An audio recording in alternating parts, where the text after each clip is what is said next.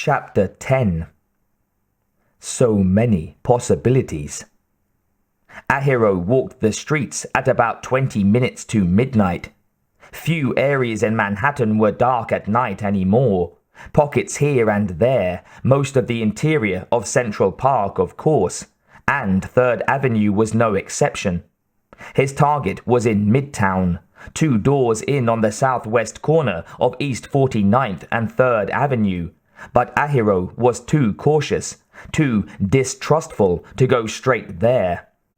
Instead, he wound his way from Sinsound's West Side corporate offices through the theater district, then carefully doubled back into the maze of buildings that made up the garment district and beyond, turning east into Murray Hill to finally get to his Midtown destination.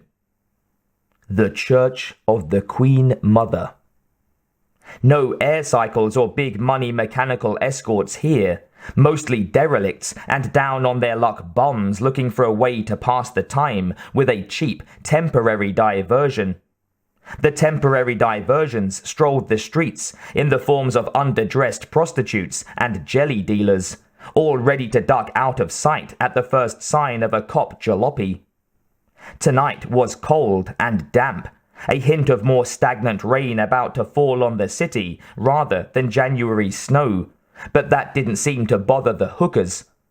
The women wore short, strapless dresses and dirty high heels with worn metal tips that shot sparks off the street grates, and the males on the take kept the jock t-shirts and denim jeans as tight and scanty as possible. The building that housed the church was easily over 200 years old. In a more prosperous time in the neighborhood, a century and a half ago, it might have been an elegant restaurant or a quaint antique shop, but any evidence of its original purpose or the way it must have looked as new construction was long gone. Now warped and cracking boards were nailed over exposed layers of rotting insulation and mortar in a haphazard effort to keep the place from literally spilling its guts onto the sidewalk. Bent and rusty nails jutted everywhere from the mildewy walls that ultimately led to the entrance. A triple set of double doors that consisted of more boards, crisscrossed and impossible to close, useless against the New York elements. Those, perhaps, had once been floor-to-ceiling show windows. It was absurdly easy for Ahiro to slip into the place, and no one noticed him despite his clean, dry clothing or well-bathed skin.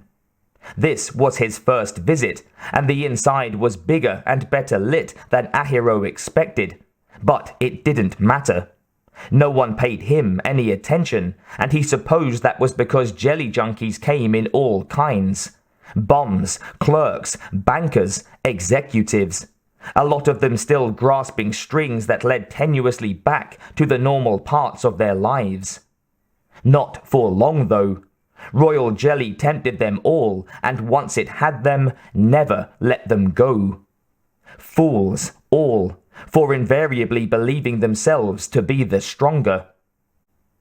Rumors on the street claimed that the building had once been a church, rather than the restaurant or store that Ahiro suspected was closer to the truth.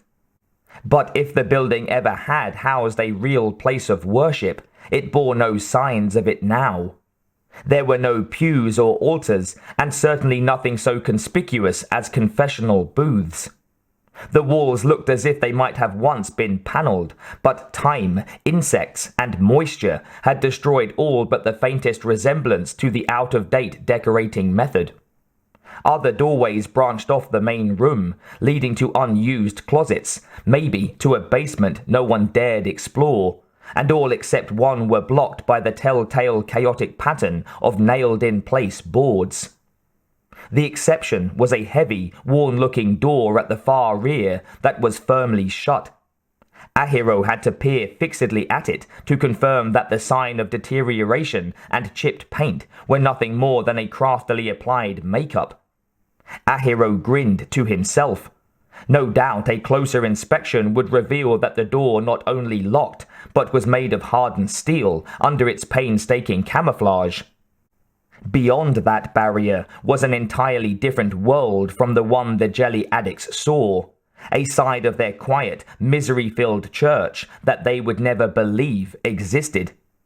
No doubt their preacher, a bald-headed man in his mid-30s with a baby face and calculating eyes, who was, in reality, a highly clandestine medtech employee, enjoyed all the comforts he desired as he passed out minuscule, carefully distilled measures of jelly with equally rationed doses of experimental drugs and medicine.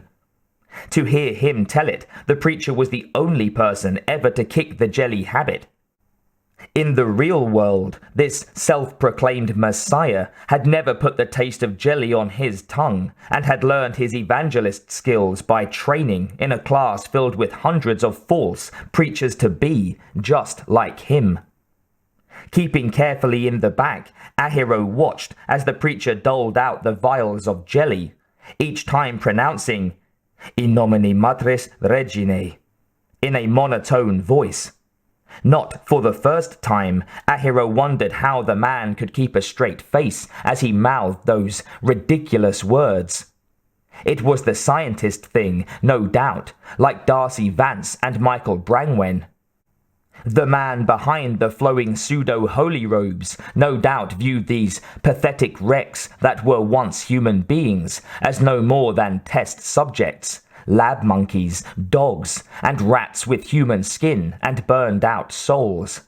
And dozens of them shuffled quietly forward with heads bowed, an endless line of disciples to a chemically induced vision they could no longer live without.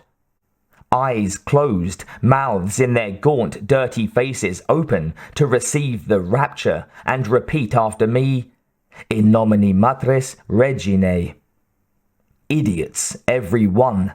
This place was a farce, a testing ground for medtech's most controversial and covert drugs and medicines, and one of thousands like it around the world. The antique miniature image of an alien queen that squatted on a pedestal next to the spot the preacher stood at was manufactured specifically by a secret division of medtech, and the company made them by the hundreds. All these destitute men and women. Ahiro's mind cleared suddenly as his searching gaze fell on one man in the line. He recognized the man instantly from the graphics file that Keen had downloaded onto the data terminal that Ahiro linked into at SynSound Mother System each morning.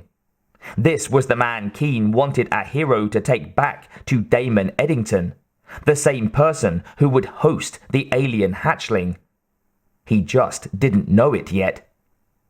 Ahiro watched him take his turn with the preacher and receive his token taste of jelly. He downed it and drifted back outside with the others, gazes heavenward as they stared at things that only they could perceive. The buildings, the air, living creatures in unseen dimensions. In the normal world, who knew what really went on in the mind of jelly addicts? This particular man had curly, too long grey hair that had receded far beyond the crown of his head. His eyes were so sunken that their shade was indeterminable. The shabby red coat draped loosely around his shoulders as protection against the weather only enhanced the pallid colour of his vein-mapped skin. The faintest trace of what the man had once looked like showed in the still thick, jet-black eyebrows and the melancholy set of his mouth as he turned when Ahiro tapped him lightly on the shoulder. "One moment, brother," Ahiro said mildly. The Japanese man gave the junkie the calmest, most serene smile he could manage, reminding himself not to smirk, because when it came right down to it, this man only had hours left to live, and should be treated with respect because of it. "You are a very lucky disciple tonight, my friend." I am?" There was a sense of childish wonder in the man's voice, of desperate, unfulfilled longing. His stare was unfocused and annoyingly dreamy, distressingly trusting. "Oh, yes." Ahiro slipped a hand around one of the man's thin elbows and squeezed it reassuringly. "Tonight, he said with a confident smile as he turned the man in the direction of Presley Hall. You will fulfill your destiny.